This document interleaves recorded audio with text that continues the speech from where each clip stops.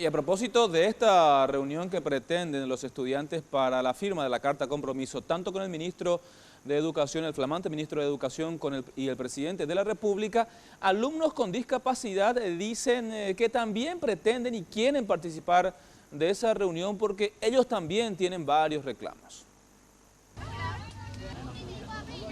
De esta manera están pasando los alimentos que van a estar utilizando durante la toma del colegio.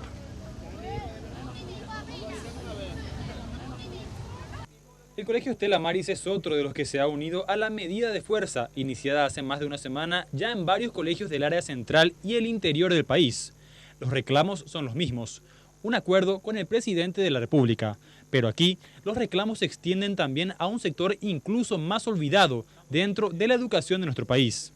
Dentro de la formación docente falta mayor capacitación para que los docentes puedan tratar con personas con discapacidad. ¿Por qué? Porque vos entras a un aula y los profesores te tienen ahí y no saben qué hacer contigo, no saben cómo trabajar, no saben cómo guiarte a la hora de enseñar, no entienden cómo hacer. También la parte de la infraestructura. Piden infraestructura en los colegios y los colegios no están preparados para recibir a gente con discapacidad física, por ejemplo. Hay lleno de escaleras en los colegios, no están preparados.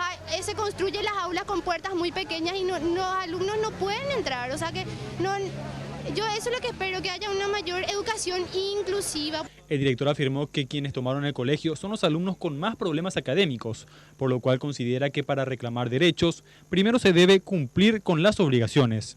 Es un grupo de alumnos que tuvo un aplazo masivo de 10, 11 aplazos y está reclamando una mejor educación. El presidente o el ministro o la ministra nueva les va a hacer que mejore su educación si ellos no se predisponen. Esa es mi pregunta. Una decena de alumnos ingresaron aproximadamente a las 2 de la madrugada y se encadenaron al portón de la institución.